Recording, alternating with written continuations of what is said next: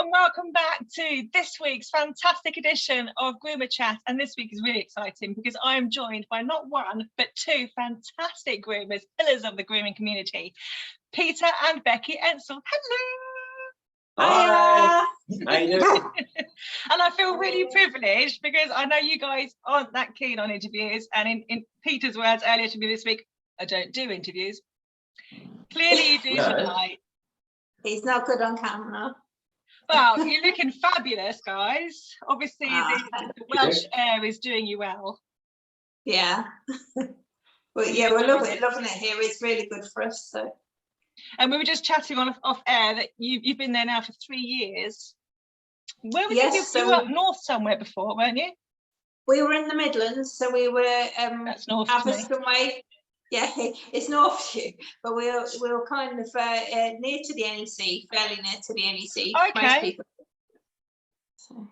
Oh, you weren't that far then. We moved up, coming up 3 years, just to get more land for the money, and we've got the horses and things, so we needed some space for them, really, and. So what animals have you got with you now? I can see Lillian in between you guys there. Lillian! Lily. Hello. We've got Lillian, and she's 9 years old. We've got Dreamer. She's lying down our Dream. We've got another Dalmatian called Dreamer. She's at 12 months. Yeah. We've got Hugo, a Lakeland Terrier. And we've got 2 Angora ferrets. That's a Pan and Voodoo. We've got lots of sheep. I think we've got about 8 sheep now. So 2 of those are bottle-fed lambs that they've only just gone out on the grass, and they're about to multiply because we've got 2 pregnant ones, at least 2 pregnant ones out there as well. Oh, so, how exciting!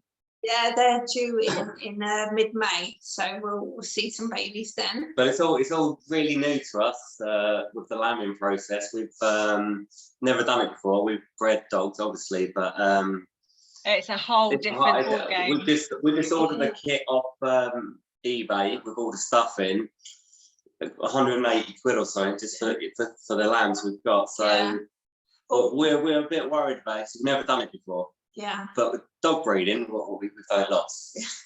Oh, what's the difference? They both got 4 legs. Well, that's what we thought, Kanya, to be fair, but apparently it is. So we'll see. I've seen the diagrams of how they can come out in all different ways. With like, you can have 2 legs off 2 different twins and the head off one and a tail off the other end. I'm thinking, how do you know which one's which to pull and which to push?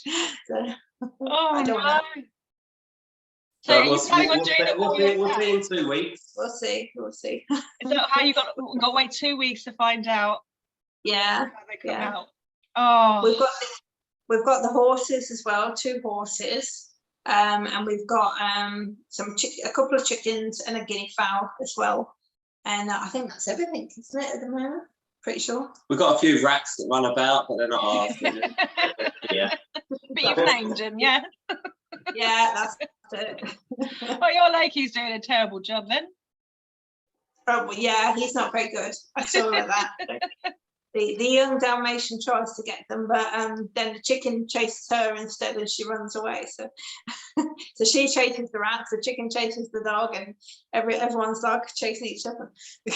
That sounds mental and amazing all at the same time. And you're going to move soon. Yeah, so we're trying to. We're in the process of trying to buy a place with twice as much land as we've got.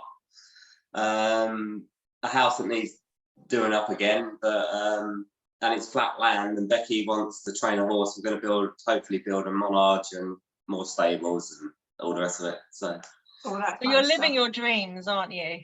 Yes, yeah. Well, Becki is. No, I'm joking. You're living the DIY nightmare. Yeah. He didn't know DIY was his dream until he came here. There are 2 types of dream, Becki. I'm not sure we're talking about the same kind. Yeah. He does well though, really well. Yeah, I've seen the photos, and yeah, if ever you're at a loose end, Pete, you can always come around here. I've got a few jobs for you. I don't think I ever will, to be fair. Can't say I blame you. But you're going to have your hands full anyway soon, aren't you? With Yes, lambing in yeah. 2 weeks, and then I'm really Moving. excited about the lambs. Yes, yeah, there'll be pictures, I'm sure. There needs to be, and videos. Yes, yeah, there'll be. Yeah, so we can see the legs coming out and whether you have to push or pull. Yeah, that's it. Oh dear, I'm not going to take the birth because I'll be too panicking. No, probably best not. Have you got anyone around you that could help if you need it? Yeah, the breeder we got them off is just over the hill, probably about 10 minutes away. So, and she said, worst comes to worst, phone her. So, but I went down there to try and, when she was having lambs last year, Yeah. to try and learn a little bit about lambing. But yeah, it's not that easy. Even worse when it's your own. That's it. That's it. Yeah. Then you've got a bond with them and it's really scary. It is, yeah. But then I can't even breed dogs because it scares the life out of me. So you'll be fine. You'll find it a walk in the park, I'm sure. Yeah, hopefully. We'll see. We'll see. You'll see. Okay, watch this space. So are you still grooming? We are, yeah. So we've got the mobile van. Pete does some dogs in our home salon as well. And obviously Pete's got the You shop. fitted out yourself. Yeah. Yeah, I did that in lockdown, yeah. Yeah. So and he's got the sharpening as well. So he goes between the grooming and the sharpening in the week. And then and I'm mostly out in the van really. So you're doing all of this while still grooming. Yeah. Absolutely, yeah. It's a lot on your plate with all those animals to care for as well. It's a lot, yeah. You have to do it for the love.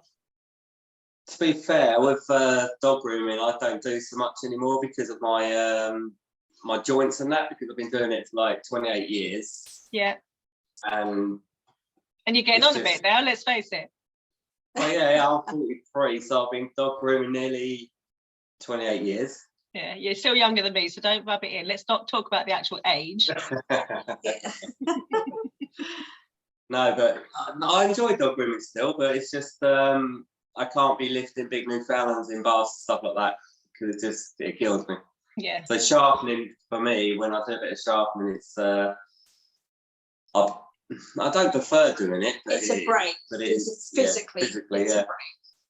Yeah. Dog grooming is hard. It does take its toll on your body after a while. Yeah, and you just need to look after yourself when you're younger, which I didn't. I just did everything, and I didn't listen to people that said to me, "Oh, you know, don't do this, that, and the other." And I just did it like everybody does when they're running a business. Lift for your legs. Yeah. And you keep your back straight. Yeah, exactly. Is that why you got into your physical fitness and bodybuilding and stuff? Not really because of that. It just gave me something else to focus on. Because whatever I do, I'll try and do it to the full extent of doing it. That's why working out 5-6 times a week and eating properly is really hard to do. And so is being a dog groomer at the top of your game. So it's the same sort of thing, but just different, if you know what I mean. So you don't do things by halves, do you? No. If I do something, it's in for the whole, yeah, definitely. Yeah. Well, that shows throughout your career, doesn't it? Because the pair of you, between you, I dread to think how many awards and accolades you've got. Do you keep all of your trophies and stuff? Have you got them displayed in your silo? We've got some displayed. You've got too many, haven't you? Yeah, a little bit. We've got trophies in boxes in the loft, to be fair. I really hate it. It's been over a long time though. It's built up. But we do have some at home, but because we haven't got a salon where people come in to as much, it's not as big a thing as what we had in the Midlands. So you're not showing off to anyone but yourselves because no one's going to see that. No, but when we had Costin and Cheryl come up for a weekend, and we just moved in probably 6 months beforehand, and we all had our trophies in a back room basically, and they walked in and went, "Oh my god!"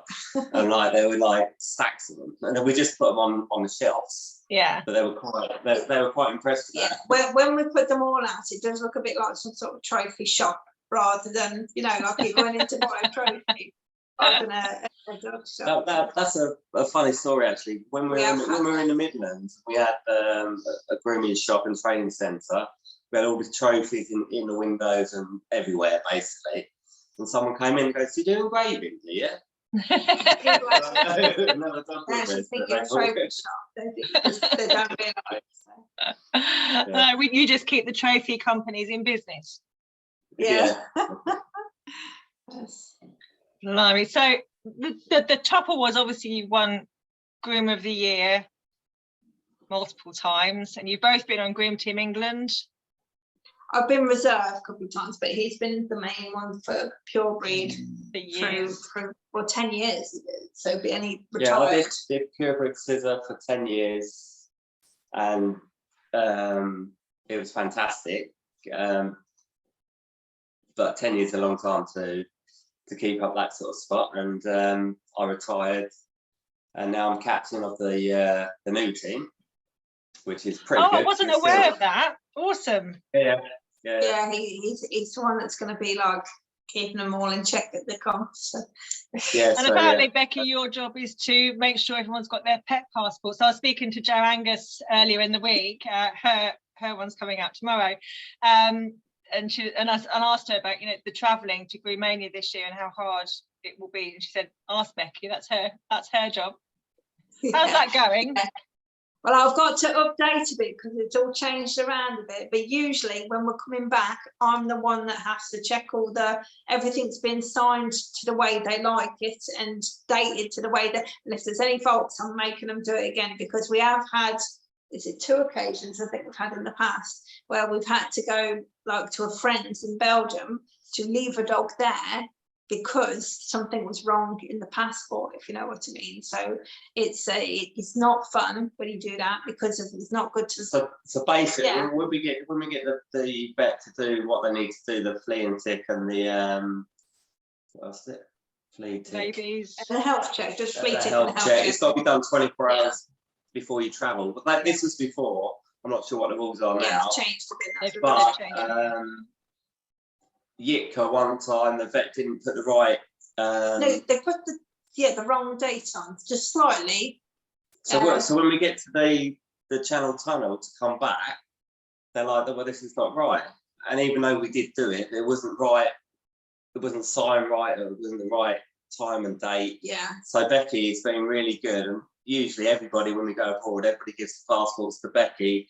Becki goes through them, make sure it's actually signed, dated, because otherwise you don't. And if it means us going finding another vet at midnight somewhere to do it because it's been done wrong, then we do that, because it's no point in turning up at the border and you can't get back through again. So No, there's been a number of groomers in the past from various shades abroad that have had that difficulty coming back in after the competition, and then waiting for hours in the car park. Oh, that's a nightmare. It is. It is. Absolutely, especially if you've been travelling for like 10 hours or something to get to that point and you just want to get home. Yeah. And of course, the days before then are stressful with the competing and getting everyone geared up and everything else. It's a lot of organising, and that is tiring. And the travelling, and then trying to get everything organised. But it's just, isn't it nice that it's happening again after 2 years of nothing? Yeah.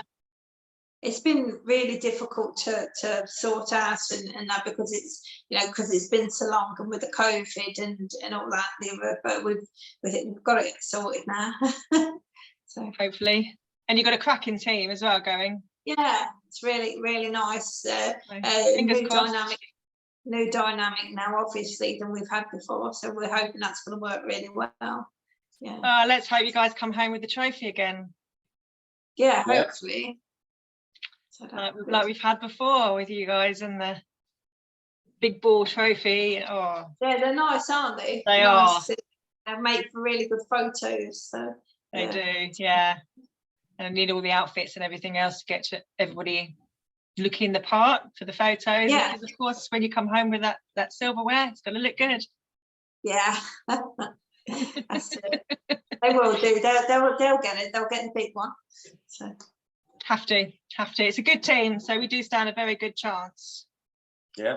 And it was amazing back in the day when you guys were on the team, and we came home with that third. Yes, yeah. That was awesome. I remember watching that live, thinking, oh, let's hope we can get that again, or better. Yeah, or better would be good. So pretty soon, on the 5th of June, you are both judging for us at the English Groomers Challenge. We are. And you're judging the beginners and the intermediate? I keep forgetting what these classes are. There's the lower level, the middle level, and then Joe Angus is doing the advanced level. Yeah, that's it, yeah. Yeah. Excited? Yes, yeah. We are excited. Old hats, aren't you? I'm really excited about that because did I judge the first? Or the I can't, second? but you judged one of the very early. We've been around it in one way or another from right at the start of everything. I was competing because obviously Pete was too Outclassed himself. Yeah, that's it. So I was competing, and then Pete did some judging early on as well, didn't you? Yeah, I think it might have been the first or the second one that I judged, but I always found it a great show to go to. Everybody's really friendly, it's more relaxed, and it really encourages people to progress. Yeah. You know, because it's quite hard to go to a competition when you see people that are top level, and you think, oh, I'm not going to get anywhere. I've got to be honest, I've been up against you in classes before, Pete, and as soon as I've seen you stood next to me, I thought, hi. I stand no chance.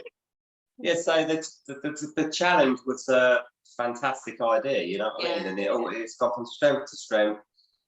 Even though when I've been there, we went there when I wasn't judging or anything, we just turned up, had a look about, and it's just so relaxed and not stressful, and it's very welcoming for people as well. Yeah, it's a happy place, isn't it? Everyone's cheerful. No, it's good. It's gone from strength to strength, and it's a shame that it's the last challenge per se, isn't it? It's the last one of this format, and then we're going more back to our roots with the rookie challenges and doing more of those. Yeah, which is more how we started. Yeah, absolutely. I say I wasn't on the committee in the early days. I'm going to take the credit where it's due. Yeah. Having joined in later, because that was my my first ever competition was the English Groomers Challenge. Well, they are. See, brilliant. And I think for a lot of people it is. So it's quite special for a lot of us. Yeah. And how did you find it when you first did it? Terrifying and amazing all at once. Yeah, terrifying. Because I hadn't been grooming. I'd been grooming about 6 months when I did my first competition, and I had my rescue standard poodle. Do you remember Troy? Yes. A massive, great big rescue boy who had previously been clipped off in a 7S, so he had next to no coat, and I didn't know what I was doing at all, but I just wanted to get in the ring and compete and be one of the competitors, see what it's like.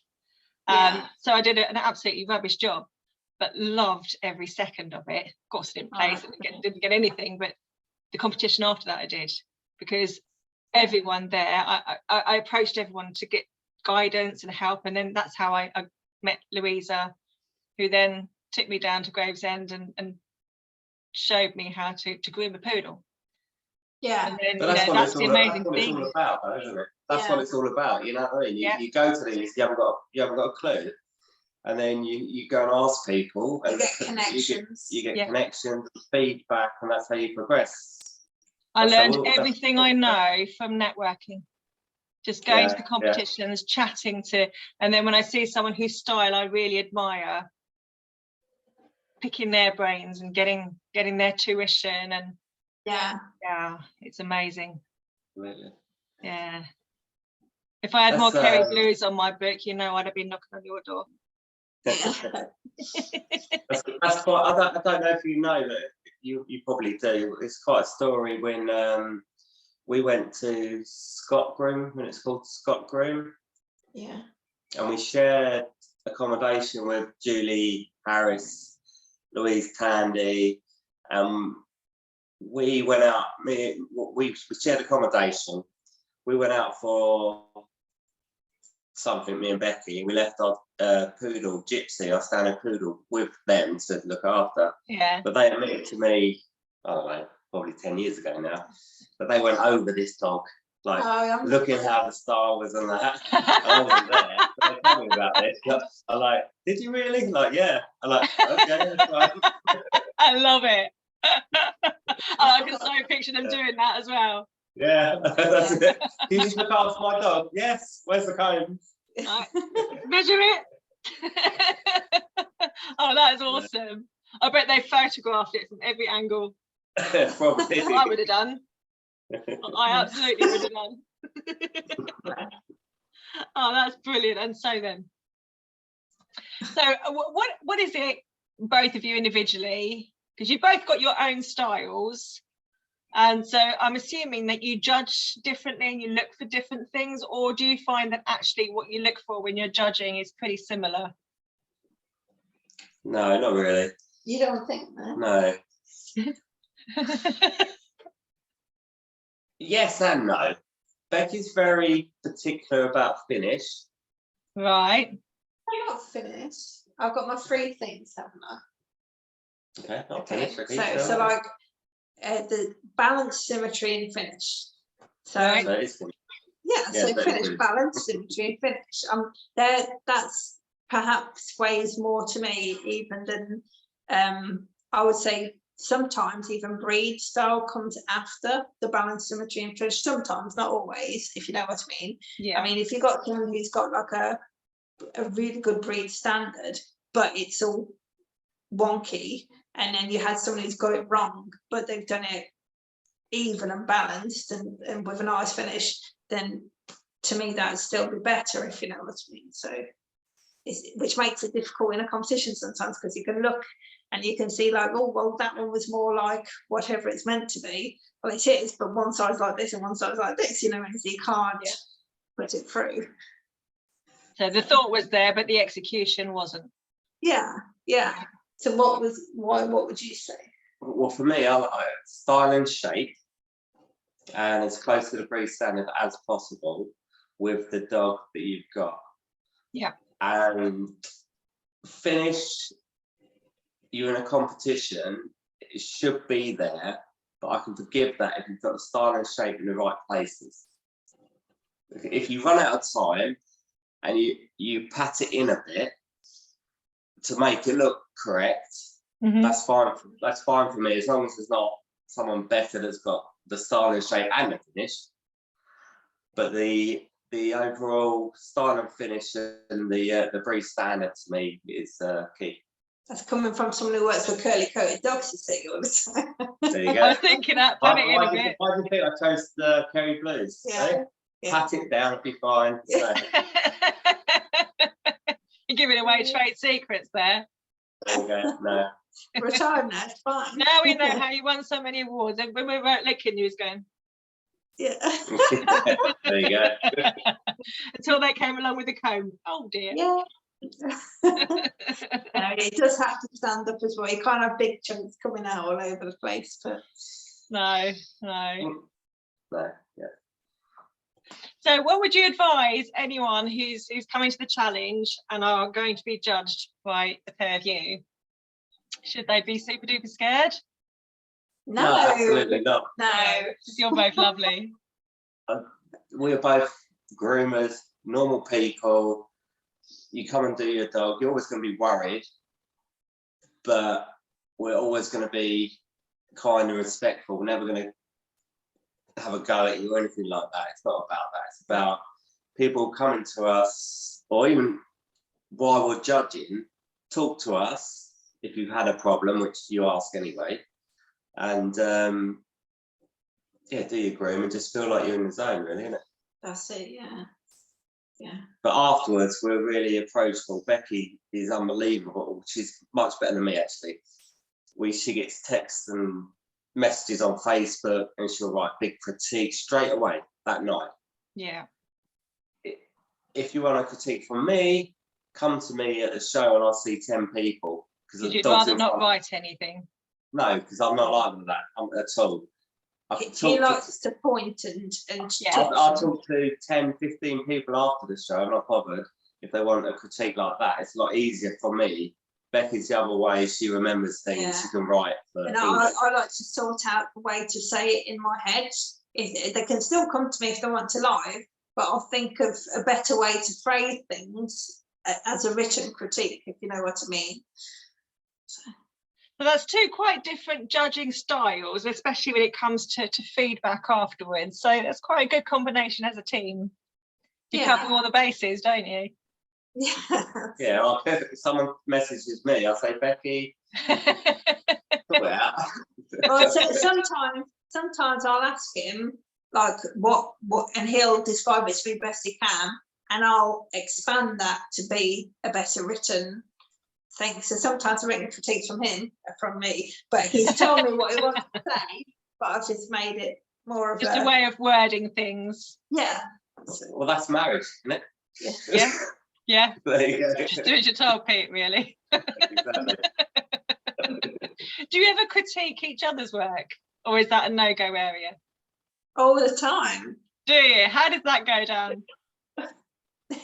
It's all right. They usually rolled eyes off one or the other, like, oh, whatever. Or you do it then, that kind of thing. I can see that. But yeah, there's not that much difference between us, really. We're just being picky when we do that. So, but that drives us up all the time, if you know what I mean. So I'm absolutely desperate to do like a doubles competition with him at some point, you know, with a go and around. I would be desperate not to go up against you. That is a winning combination right there. Because we do all the time with like a 2-on-2 grooming, so if you know what I mean. If we had a Kerry Blue in front of us and we did half each, we could definitely even do it where you don't see the other side, and I think it's still we can mirror each other like that. Absolutely. And we do want to do it, but unfortunately we haven't got any Kerrys at the minute. No, so last year. So we can't actually do that. But not so much now, because we don't work together, but we work in the shop 5-6 days a week, and we're finishing each other's stuff, you know, like you do. Yeah. We're really in tune with each other. Actually, the other day, Becky come and help me with a what dog was it? I can't think which one you're on about. Well, I'll cut you. Oh, me. I can't think.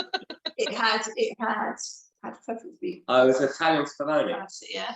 Right. And we were doing it together, big dog. You know, we're doing it together at home. And usually, I know where Becky is. She's so clumsy when she grooms. She'll put her head underneath, and I've got chonkers like. And last week I caught her, cut her finger. He's watching the dog, but he's not watching me. But it's been. And that's because we don't work together 5 days a week. Like you're out of practice. Yeah. And he's like, oh wait, his hand appears out the other side of the dog, and so I got her a plaster. I put it on. I gotta get back to work. That's about it. Yeah. Who cooks the dinner that night? He cooks most nights. Yeah, that's it. Yeah. Master chef. You're not still doing your caveman diet, are you? Not at the moment, no. You did that for a while. I've got the dark chocolate though, because that's quite. You're allowed dark chocolate on caveman diet. I don't know how old one. Damn dark chocolate. Yeah, but what dark chocolate are you having? To be fair. I did a chocolate tasting course back end of last year. I did online, and they sent me this pack that was supposed to be this really fancy special, and there was different varying types of chocolate. They little chocolate drops from 100% down to sort of white chocolate, and we started off with 100%. I'm like, oh my god, this is vile. I'm thinking, and in my head I was thinking, I know Becky likes dark chocolate, and I'm sure it's the 70% stuff. So maybe 90 and above. 90 and above. Oh, it's vile. Yeah, to me, 70 is like fake because they've got the sugar in, and you can't, it's either got to be dark or milk. You can't be doing in between in the middle, that's vile. So, but you can't eat as much dark. You find like you actually can only eat really strong. Yeah. Have you got anything else that you're doing this year, apart from obviously there's Groomania coming up with Groom Team England? Are you doing any other shows, any judging appointments or anything like that? We've got judging at Master Groom. Judging at Master Groom in July. I think it's the first weekend in July. So we're judging at Master Groom, and we've been asked to judge a new show that's coming out next year. But we haven't got much details on that at the moment. Just a new show next year? New show, yeah. Ooh. So we don't know much about it yet. So no doubt we'll all hear soon. Yeah. That's it really, I think, isn't it? I think so, yeah. Moving house. Lambing, yeah. DIY. Trouble is, we're so far from everything now. We can't just pop and say hello. There's no popping anywhere now. So it's... No, we love living in Wales. We really do, but everything's far. You know what I mean? We used to, but we were really lucky. We're in the Midlands. Like everything's like 2-3 hours max. Yeah. But here now, it's like to get down to the NEC, it's about 3 hours. 3 hours. 3 hours. Yeah. Most of our family, even though they're all over, is about 3.5 hours for most of family members. So, but obviously you're glad that you did it. Otherwise, oh you yeah, staying there. Definitely. So are you planning on getting more horses? Not exactly, not really. At some point we'll probably get a cob. We've had cobs in the past and we get on with them, and we'd just like to have a second horse for Pete to go out with me or something on the odd occasion, and cobs are really good for that.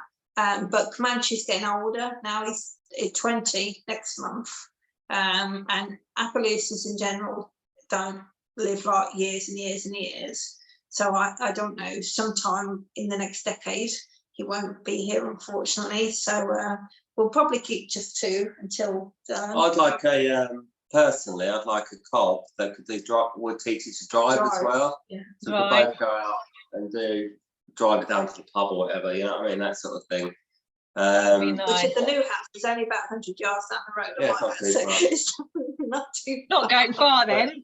Yeah. No, I enjoy the riding when I go out with Becky. We go out in the forest, and actually it's nice. But driving is, you know, both of us on the back of the carriage is just nice. Basically, like we did at our wedding. I was just about to say, wasn't your wedding on the horse and carriage? Yeah. So that was with your English Bull Terrier. That's it. That's right, We've got Gypsy there. We've got Tucker, the Bull Terrier, mini Bull Terrier.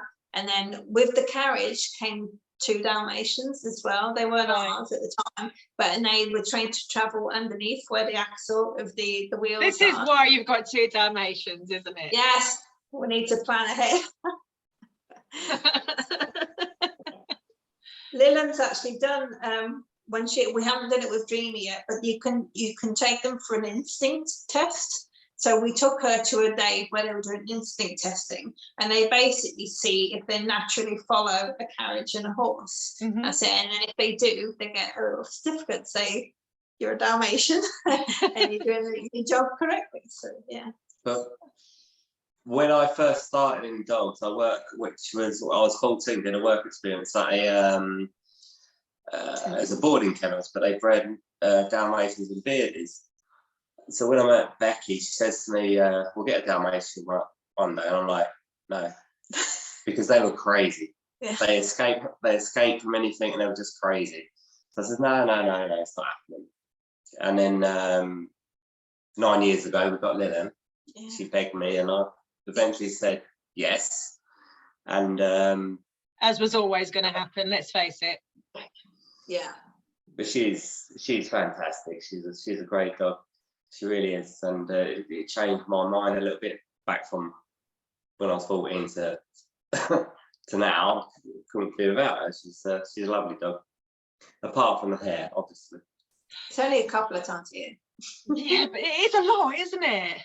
It is, yeah. Especially when you're used to breeds like Kerry Blues or Poodles, that then you get, in my Chihuahuas, their hair dries me nuts, and that's nowhere near as bad as your Dallies. Yeah. Absolutely, yeah. Yeah. I mean, they're black and white, but you never see black hair anywhere. It's always white hair everywhere. Yeah. Yeah. Unless you had white furniture, then you'd see the black hair everywhere. Black You hair, can't that's win. it. You can't win because you got both. You're covered either way. That's can't see it on my trousers, black and white trousers. No, you've got to show everyone your trousers. Come on. You ready? Yeah. Yay! Or was it Lennon? Lillian's wearing very long legs. Yes. Oh, guys, thank you so much for agreeing to chat to me this evening. I do feel absolutely privileged that you. No So that's all good. It's brilliant, and I'm so looking forward to seeing you at the challenge. It's been so long since I've seen you guys. Yeah, it has been a long time. Yeah. Yeah, well, it's been so long since I've seen anyone. To be fair, with lockdown and everything else, stop going out, stop seeing people. So it will be really nice to get to see you guys doing your thing in the ring. And if anyone watching this is going to be competing under Becki and Peter, honestly, you couldn't wish for better. And definitely do ask for feedback. Obviously, ask Peter on the day and ask Becki a few days later. That would be your best bet, and then you're covered, because what you would learn is invaluable. Absolutely invaluable. Lillian's just going to throw up. Oh. She's walking around going, that's a sound that live. Sorry. guarantees to get you moving, isn't it? She says, I'm okay now. I'm okay now. Just come back up now. It was fake. It's fake.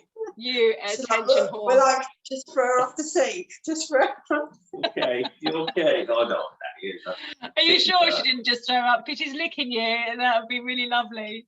No. Or she's just wiping her face on you. That'd be yeah, probably. Wiping it all off, wasn't me? Oh, she's looking so soppy. This is okay. Bless her. Bless her. Oh, I just lovely. What are you thinking? Oh, that's beautiful, isn't it? You can't beat the love of a dog. Yeah. Back down again. That's it. Until the next time. Yeah. I'll see you both move again. Yeah. So yeah, I'm going to leave you there so you can make sure Lillian's all right. Yeah. And just thank you so much for joining us. And yeah, as I said before, can't wait to see you on the 5th of June at the English Groomers Challenge at the Kennel Club building in Stoneleigh, Kenilworth, near Coventry, up the M1. That's all I know. Yeah, be there or be square. If you haven't booked your tickets yet, do it, because it's your last chance to do an English Groomers Challenge, and these are fantastic judges to be under. Looking forward to it. See you there. See ya. Bye.